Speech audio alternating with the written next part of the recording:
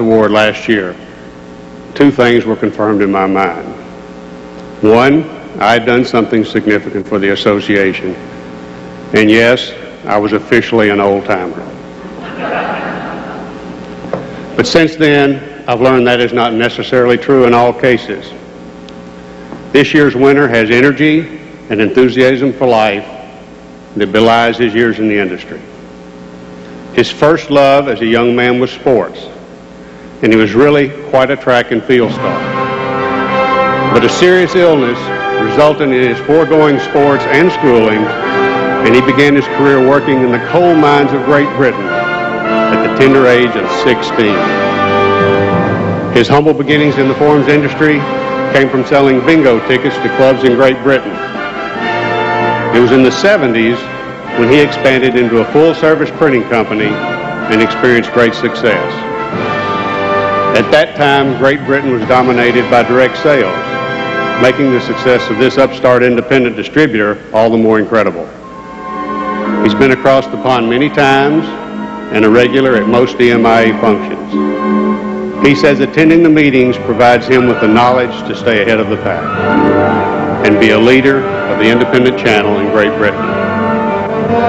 He's a fun-loving guy who works and plays hard. Our 1998 President's Award is Colin Davies, Forums UK, West Midland, England. Colin, come up and accept your award.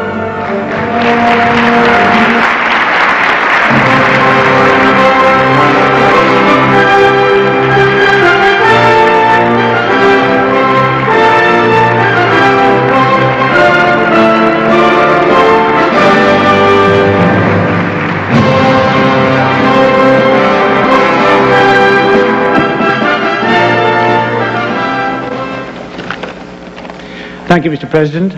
I'd just like to say how proud and pleased I am to be the recipient of the President's Award this year. I'd like to thank the Board of the Directors of this great association of ours for considering me worthy of this prestigious commendation.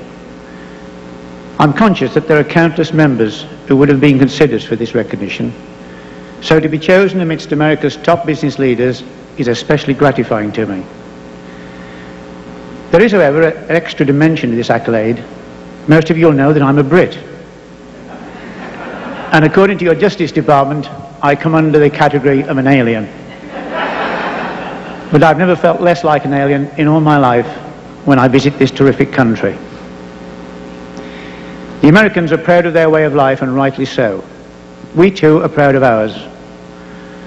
Often we compare the two, sometimes to the advantage of one, and sometimes to the advantage of the other.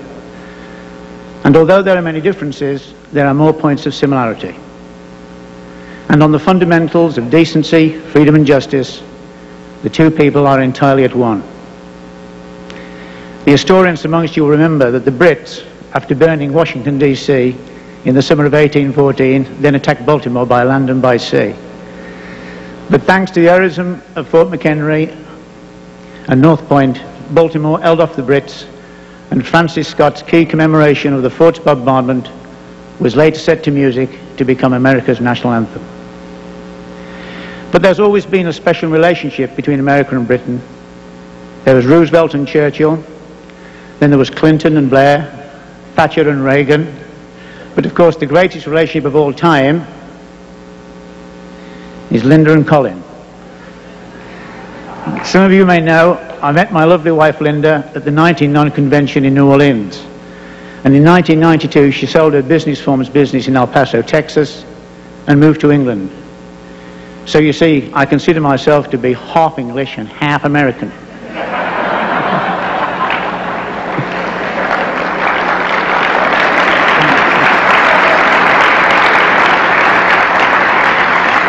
When in England, people often ask Linda, "Are you an American?"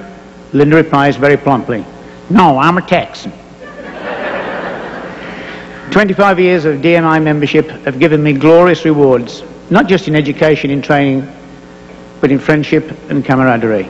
And I hold you, my American cousins, very dear. And I thank you for taking me into your fraternity and making me feel so welcome. I was calculating the other day that in the 25 years I've been traveling to these events, I've covered over 400,000 miles. Every mile has been rewarded many times over. I've had a great time, and I intend to continue having a great time. Thank you again to everyone for this wonderful award.